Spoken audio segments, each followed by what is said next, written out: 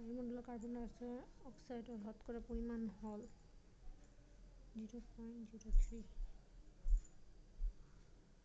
আমাৰ দেশত বন্যপ্ৰাণী সংৰক্ষণ আইনখন কৰা হয় 1972।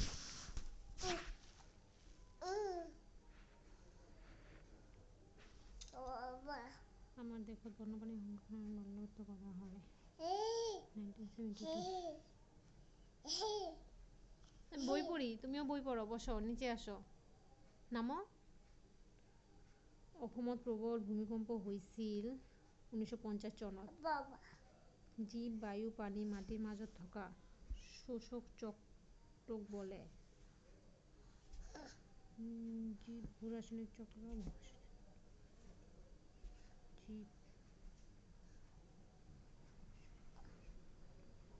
জীৱ ৰাসায়নিক চক্ৰ।